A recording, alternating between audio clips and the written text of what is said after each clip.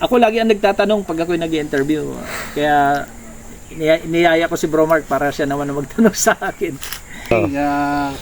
Kalapatista, dito tayo kay Bro Randy at nabigyan tayo ng time para makapasyal dito at meron din tayong katanungan about sa pag-aalaga ng ibon. Yun, ask ko lang bro, ano ba yung magandang ibon pag smash? Smash. Oh. Direct yung matanong sa akin ni Bro Mark. Sige mga kabida, no, mga kalapatid. Unang-una, bago ko sagutin yung magandang tanong ni Bro Mark, thank you muna ako sa kanila ng tropa, si Bro Richard, si Bro Mark, sa pagbisita sa aking loft. Yung loft ko na lumana. Ayan. Nakabisit sila from Angeles to San Juan na to eh. San Juan, La Union na to. So, thank you Bro Mark, nakakapasyal kayo dito sa amin. Nag-ibon kasi ako since sabi ko ata noon sa mga una kong vlog, since 2015, 2014.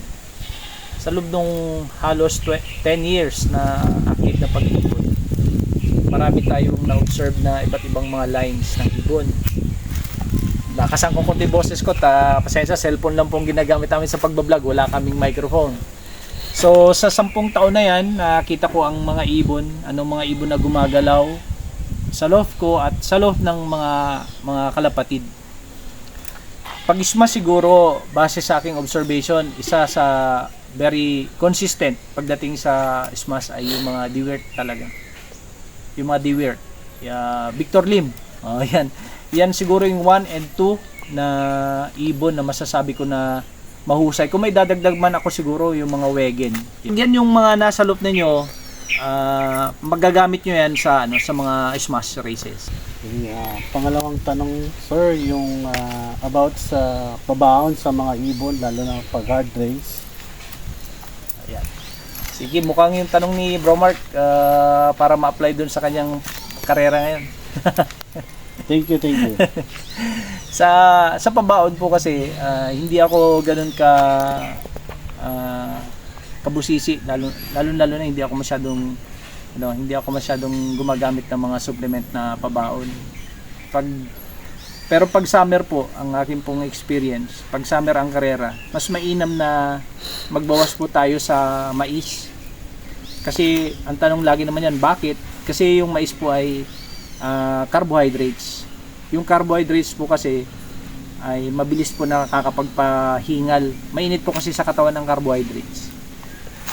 Energy source po ang carbohydrates. Totoong energy source. Sa aming mga runner, pag kami tatakbo Bro Mark, kailangan namin ng carbohydrates. Kumakain kami ng pasta, kumakain kami ng mais, kumakain kami ng rice. Pero sa kalapati kasi, so kahit na ibig sabihin ay nagbibigay ng energy yung mais o yung carbo, kailangan meron tayong adjustment na gagawin.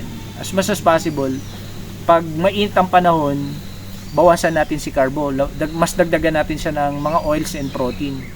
So ang kapalit niyan, mas maganda, lagyan nyo po ng mas marami na sa flour, tapos ano yung nabanggit ko sa'yo kanina? Barley. Ayan. Tapos iwasan po natin yung mga L-carnitine.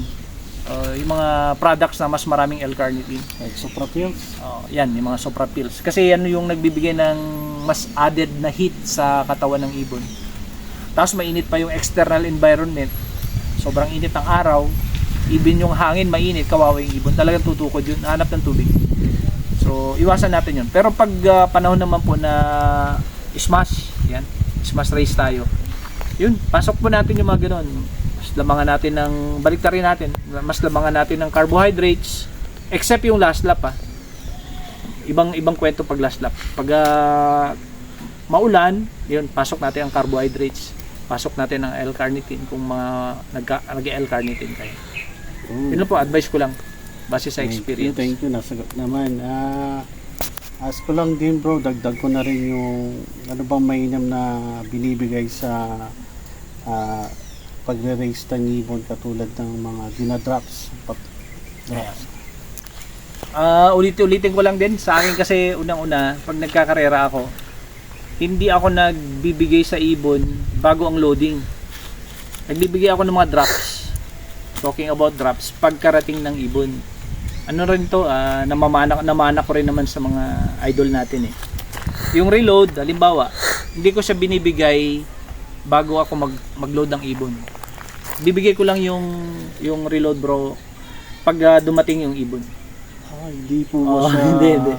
yung sasakay mo, Hindi. po siya, papatakan mo. Oo. Sa akin, simplicity, yung principle ng simplicity, yun yung pinapairal ko pag karera.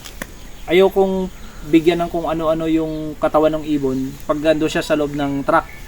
Kasi stress na siya dun eh.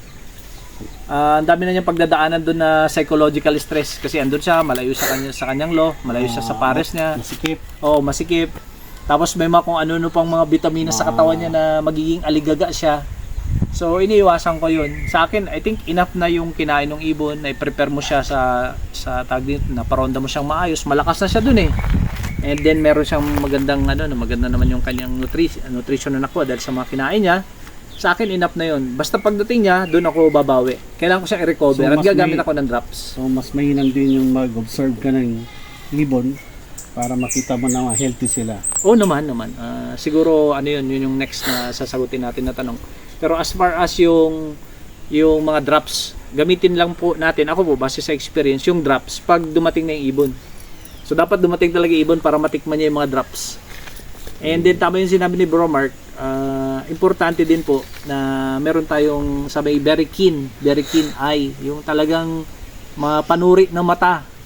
Kasi po ang ibon, minsan nagtatago yan eh, nagtatago ng nararamdaman. Lalo na kung bagito ka, hindi mo alam kung ano ang ibon, kung ano ang totoong kondisyon ng ibon, doon ka maaring matalo. Kasi may mga ibon na akala mo ang lakas-lakas, hindi mo napansin na may yung dumi niya ay watery na, greenish na. Kumakain naman siya, ganyan. Hindi ka mahusay sa observation, doon tayo malalagay sa alanganin. So dapat mag-observe tayo. At isa rin, bakit kailangan mag-observe? Kasi yun din yung magbibigay sa iyo ng basis para ano yung dapat mong ibigay sa ibon. Kasi may mga exemption to the rule, Ano po yung exemption to the rule? May mga pagkakataon na halimbawa, hindi ko kailangan magbigay ng ganitong klaseng supplement. Kung kaya naman ng ibon. Oo. Pero pag napansin ko yan, dahil sa observation, napansin mo na, teka, bakit yung ibon ay medyo matamlay kumain? Bakit ganito ang sitwasyon niya? O yung kanyang kondisyon? Doon ako nagbibigay. So dapat talaga, ito at saka ito, mata. Utak at saka mata, kailangan gumagana. Kaya sabi nila, yung pag-iibon daw po ay parang laro din ng chess, laro ng matalino. So dapat pag nagkakalapati ka, dapat matalino ka. Very nice. Observer. Oo, very keen observer. Tama yung Bro Mark. Ask ko lang yung about pagdating po sa karamihan, sabi nila yung nasusunog sa gamot. So mostly yun ang tumutukod na ibon. Kaya nga, agree ako dun. Ano po bang mainim na pwedeng ibigay dun, lalo na pag 700 km, mga 600? Ayun, maganda yan. Yan yung 1 million question na yan pag ganyan tanong. Kasi nagkakatalo ang karera sa dulo sa last lap. Yung mga usaping Tacloban, mga usaping MacArthur. Yung last lap nga po talaga, yun yung magsasabi kung meron kang mapaparte sa karera o wala. So importante talaga yun. Tanong ni Bro Mark kanina, ano yung mga possible causes ng pagkasunog ng ibon and paano maiwasan. Sa akin po, base sa experience, hindi naman po ito yabang. 2 beses naman po tayo nag-champion ng long distance. Parehas na 600 kilometers po yun. Ang katumbas nung napanalunan ko na yan ay parang MacArthur na rin yun. Manila to MacArthur. Lamang lang yung sa Manila kasi may dagat. Sa amin, Matnog to San Juan, La Union. Kung long distance ang pag-usapan, pasok na po sa kwalifikasyon ng long distance. And I think meron na akong karapatan na sumagot doon sa tanong. Ayan, pagdating po doon sa sa aking sistema, nung umpisa, ang ginagawa ko po talaga ay nung unang-una pa, maraming gamot. Yun yung sabing na Bro Mark, nakakasunog. Totoo yun. Kasi pag gamot ka ng gamot, unang-una, nadidefeat yung yung purpose ng pagkakarera para sa akin. Kasi hindi na highlight yung husay ng ibon eh. Ang na-highlight doon ano yung gamot na ginamit mo. Hindi dapat ganun. Kasi bigyan natin ng respeto yung ibon. Kasi yung ibon ang lumaban sa karera, hindi yung gamot. So, madalas po, kung long distance ang pag-uusapan, ang gamot po ay walang kwenta para sa akin. Ang magdadala sa ibon pagdating sa long distance ay yung nature niya. Yung naturalesa niya. Yung kanyang bloodline, paano mong pinalaki yan. Yun ang magdadala sa kanya ng para tawirin niya lahat ng dagat at makauwi siya kahit na 600 o 700 kilometers. So, iwasan natin yung gamot kasi yung gamot instead na makatulong, makakasama sa kanya yun. Totoo po yun kasi sa sobrang dami ng gamot, kahit naman siguro sino, mapatao man yan, mapahayop, yung katawan natin po ay magfa-falter, magkakaroon ng problema. So, as much as possible, gawin nating natural. Kaya nga po yung mga idol natin dyan, marami po tayong idol. Isa po dyan si Lahi ni Adan, Honey, yun ang mga pinaano niya, mga binibigay niya. Natural. Mga natural. Si Sir Manigo. Mga natural, po yan, honey din, halos lang yung hinahalos sa tubig. Nakikita ko po yung similarity ng mga nagcha-champion ng mga mahusay natin na idolo. Hindi nagkakalayo sa ginagamit eh. More on natural yung binibigay. Whereas yung mga magamot, sila yung mahusay sa short distance. Kasi mabilisan naman yun eh. Pero pag long distance, natural, more on natural tayo. So in short po, para hindi masunog ang ibon, iwasan natin ang maraming gamot pag long distance. Sa akin nga, enough na yung bigyan mo siya ng B12. B12 lang, okay na yan. Tapos, Gamora, no? Yung Gamora kasi, yun eh. Para sa akin, yung Gamora's capsule, hindi naman sa pagpo-promote. Yung kakatapos lang po na karera ng isa dito sa amin, kung di ako nagkakamali, LPHA, binitaw po ng Katbalogan. Katbalogan to, tinalo niya record ko. Katbalogan to Aringay na Union. Kabala Union pala to be exact. Nasa po yun, kulang-kulang 700. Ang kinain lang po ng ibon ni Gamora's ingredient talaga. Because Gamora's pill, quote and quote. Kasi isa ang ginagamit namin na raw material. Hindi man nag-clock yung ibon niya pero umuwi po ng almost 700 kilometers. So po yun, mga natural po kasi na mga suplemento yun. Tapos ang bago ko pong natutunan ko to kay Basra, kay Kaparas, at saka natutunan ko rin lately din kay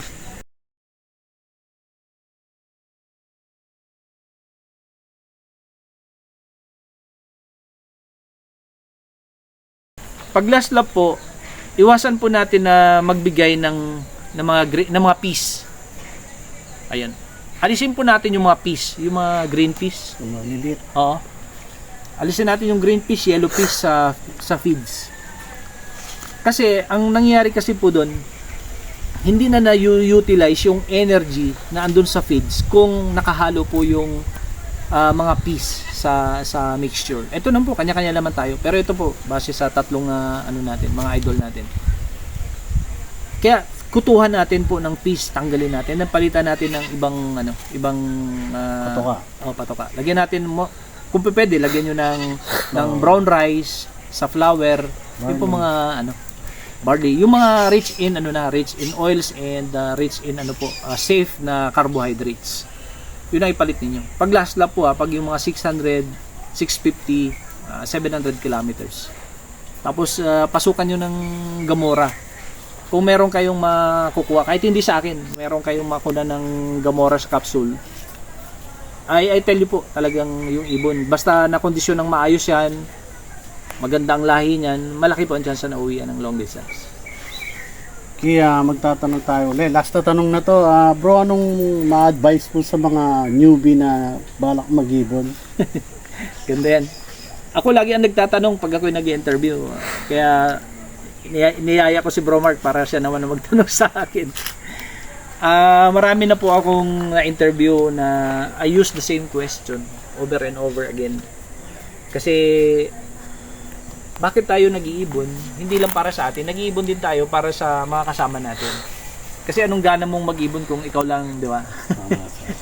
Hindi yata masarap mag-ibon pag nag-iisa ka o sasampu lang kayo. So mas maganda na turuan natin ng tama yung ating mga kasama, yung mga newbie. Turuan natin sila para maging competitive sila. Yung parang di rin maligaw. Oo.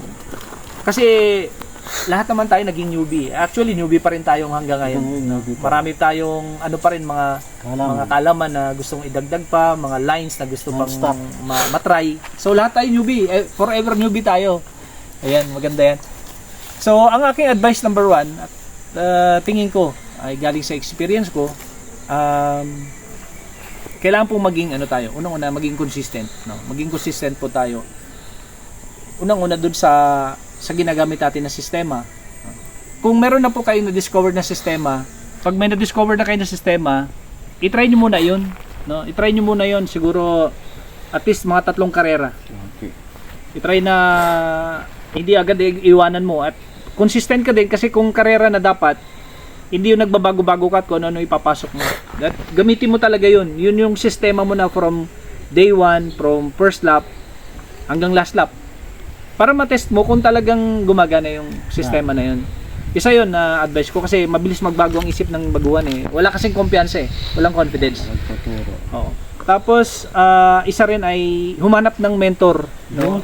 Maghanap ng mentor na talagang merong puso sa pag-iibon at saka may puso din sa tao. Yung talagang igagay ka ng maayos. Pag once nakahanap kayo, take advantage na meron kang isang mentor na magtuturo sa'yo. Yan. And finally po, siguro ang advice ko rin sa mga newbie ay mag-invest. Yun ang hindi ko pwedeng hindi sabihin eh. Kasi marami po sa atin na nakikita ko, baguhan lang po, pwede pong humingi ng kalapati, baguhan lang po, pwede po bang dinadaan sa shortcut eh.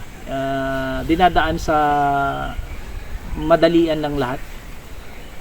Dapat tayo, para ma-appreciate natin yung ginagawa natin, dapat paghirapan natin. Mag-invest tayo. Financially man yan, no? Dumukot sa bulsa, o mag-invest din sa panahon, tsaka pakikipagkaibigan. Huwag yung agad-agad gusto natin, meron kaagad tayong ibon na champion. Hindi ganun. Kailangan talaga natin na mag-invest. Kailangan natin na dumukot, gumastos, paghirapan yung ating pong pag-iibon. Lahat po ng shortcut, madalas po yan hindi long term. Madalas yan hindi magtatagumpay. In most cases. Pero yung mga pinaghihirapan natin, kung saan nag-invest tayo, may papatunguhan yun. Sa unang magpapasalamat tayo kay Randy Abasolo sa thank you bro. No problem bro. Salamat. Thank you rin. Gusto ko lang bumati Sir Romel, shout out, Richard, si Ryan. Thank you sa vlog dito sa La Union. Anyways, mga kabida, maraming salamat. Until next time mga kabida, kita-kits pa tayo. God bless.